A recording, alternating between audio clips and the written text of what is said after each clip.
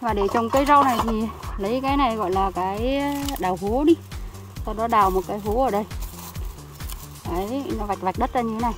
Nhổ một cây này lên, thả nó vào, rồi lấy đất ém nó vào. Thế là xong. Đấy, trồng cũng rất là dễ các bạn ạ. Và đây bây giờ bố chồng em đang trồng như thế này. Đấy, cào cái đất ra, vun vào, thế là xong. Rất là nhanh.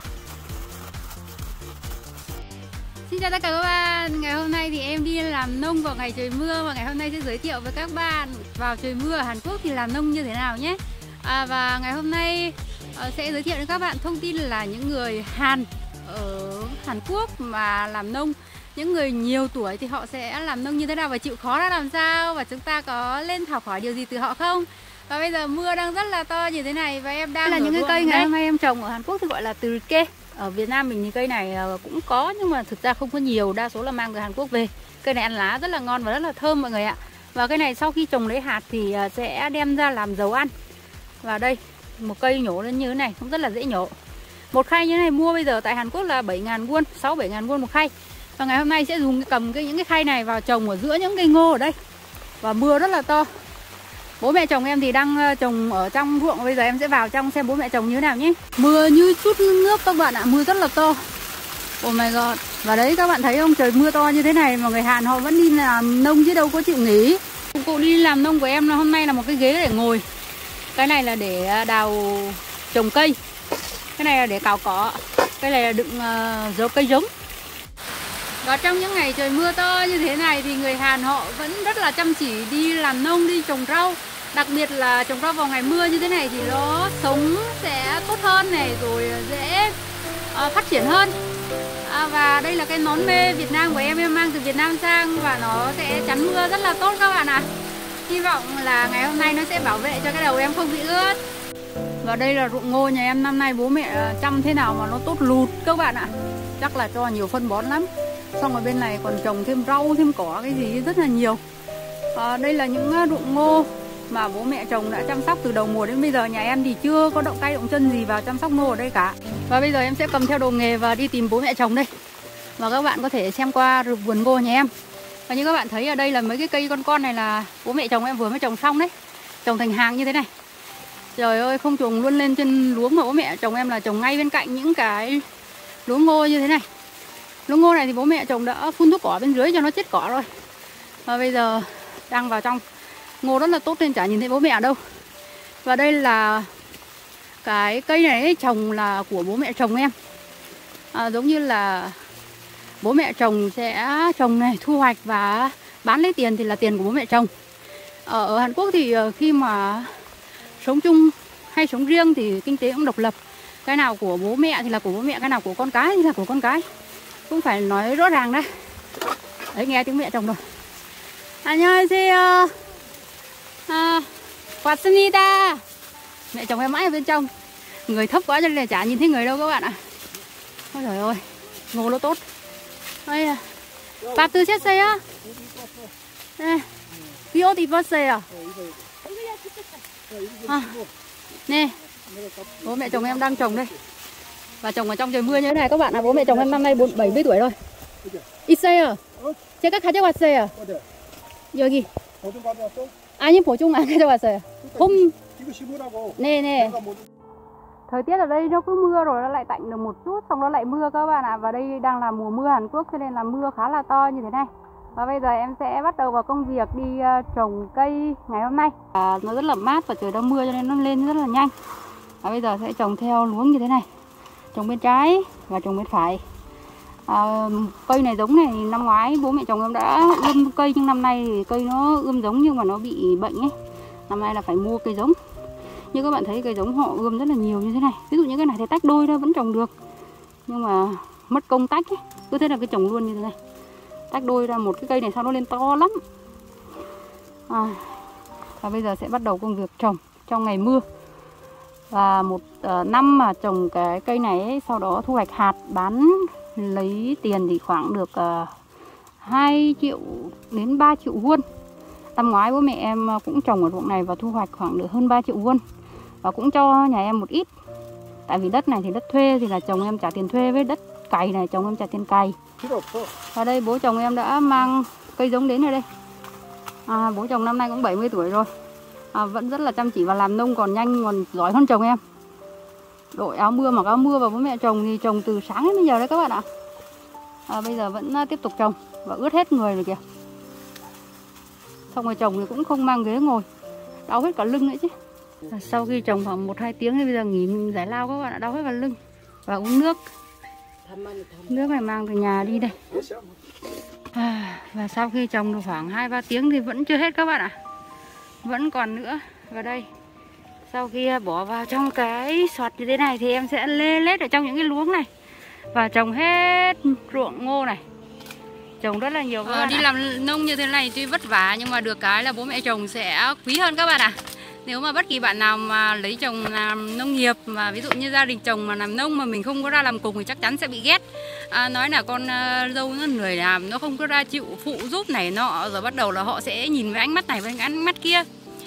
Dù các bạn có đi làm công ty hay các bạn có đi làm công việc khác thì thỉnh thoảng ví dụ như những ngày cuối tuần, những ngày nghỉ mà cả gia đình chồng đi làm nông mà mình đi chơi thì chắc là cũng không có đâu các bạn ạ. Vì vậy là đôi khi em mà ví dụ như đi làm công ty hay là đi làm ở một nơi nào đó, những ngày nghỉ thì đều cứ phải ra ruộng và giúp đỡ bố mẹ chồng và giúp đỡ chồng. Chứ bình thường thì ít khi được đi chơi lắm. Khi mà đi chơi thì chỉ có cả gia đình đi chơi rồi, cả chồng đi chơi thì mới được. Còn nếu một mình đi chơi thì thỉnh thoảng đi thì cũng không sao. Nhưng mà suốt ngày đi chơi mà xong rồi cả nhà đi làm mà mình không có ra giúp, điều gì thì cũng bị ăn chửi. Đấy cũng là một số những cái điều mà hiện nay ở Hàn Quốc cũng vậy thôi, mà mình nghĩ là ở nước nào trên thế giới thì cũng thế các bạn nhỉ. Và đây là cây từ ke Hàn Quốc các bạn ạ. Giống như là một loại hạt lấy để làm dầu ăn. Và cái này, hạt này họ có thể nghiền bột ra và cho vào các món canh rất là thơm. Giống như là vừng vàng vừng đen mà các bạn dùng ở trong những cái món bánh, hay là cho vào nấu canh, hay là làm một số những cái món xào. Thì cái này nó cũng có cái tác dụng tương tự như vậy. Ôi dồi ôi, đau lưng đau chân gần chết các bạn ạ. Mũ mão lệch hết cả đi như thế này. Trồng mãi vẫn chưa hết.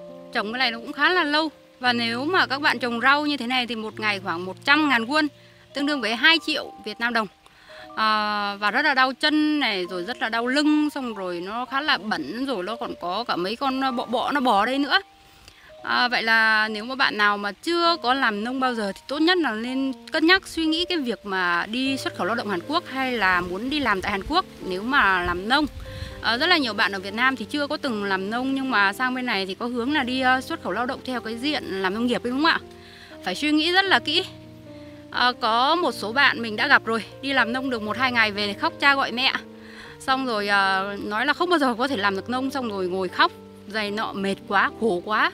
Rồi có rất nhiều bạn thì không thể chịu được cái nắng mưa rồi những cái đất cát này ấy, thì chỉ có đi làm công ty hay đi làm nhà hàng quán ăn thôi.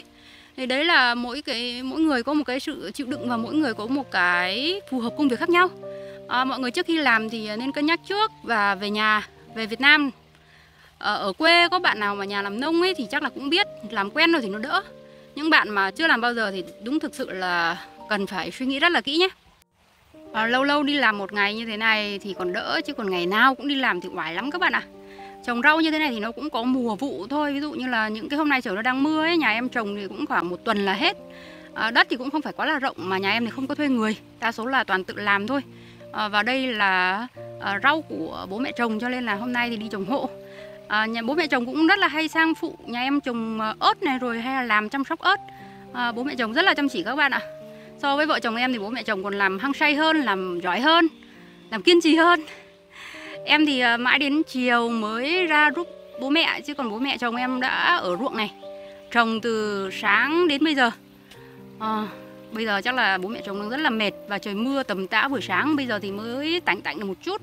Có lẽ là bây giờ cũng ướt hết, mà người Hàn Quốc ấy cũng được cái khỏe các bạn ạ. Họ dầm mưa cả ngày như vậy về cũng không ảnh hưởng gì. Nhưng người Việt Nam mình thì thỉnh thoảng cứ hay bị nắng mưa là cũng hay ốm hay cảm. Chứ còn người Hàn Quốc thì thực ra mình thấy họ cũng khỏe, ít khi bị cảm cúm hay ốm vặt lắm. Nếu mà có ốm đau là những cái bệnh lớn trong người ấy, hoặc là người già thì cứ hay tiểu đường hay cao huyết áp gì đó thì cứ hay đi viện là có thuốc hết. Nói chung là bên này chế độ bảo hiểm cũng khá là tốt. Và sau 60 năm tuổi thì các cái chế độ cho người già cũng rất là nhiều. Được cái là về già thì bên này các cái chế độ chăm sóc sức khỏe thì cũng ok hơn, nên là cũng đỡ lo cho bố mẹ. Sau khi làm nông xong thì xuống cái suối rửa các bạn ạ. Người như một con trâu đất. Giày tất rồi là ủng quần áo mưa, suối ở đây thì cũng khá là nhiều nước, lại vừa mới trời mưa xong. Và đây em đã giặt được một thau như thế này. Bật hết công lực 28-29 năm kinh nghiệm giặt đồ. Em đã giặt sạch một đống quần áo mưa cho bố mẹ rồi. Giờ thì mẹ đang giặt giày. Mẹ em đeo cái đôi giày hàng hiệu đấy đi làm nông có khổ không chứ.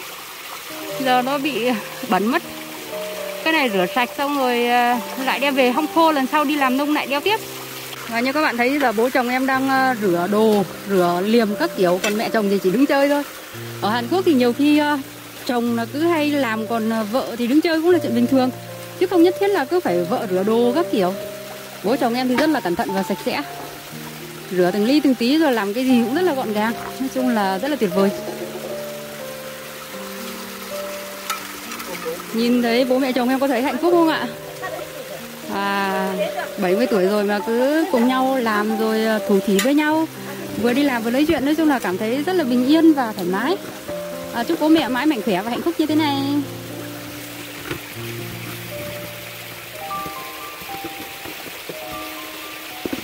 Hôm nay được ngày đi trồng rau cho bố mẹ chồng, các bạn đã phồng rộp cả tay luôn này. Rồi nó đang rất là đau và nó mọng nước lên. Đây là hiện tượng cầm liềm hay là cầm những cái cán lâu ấy và dùng lực mạnh. Bây giờ em cùng bố mẹ chồng bắt đầu về nhà rồi đây. Ngày hôm nay đã kết thúc một ngày trồng rau tại Hàn Quốc. Và đây là xe taxi. Bố chồng em làm nghề lái taxi các bạn ạ. Và đây dụng cụ lái taxi thì gồm có mấy cái hộp kia. Ngày hôm nay rất là vui chia sẻ đến các bạn một ngày trồng rau tại Hàn Quốc cùng với bố mẹ chồng. Rất là vui và rất là mưa và rất là đau lưng. Xin chào và hẹn gặp lại các bạn trong những video tiếp theo. Nhớ đăng ký kênh và like video giúp mình nhé.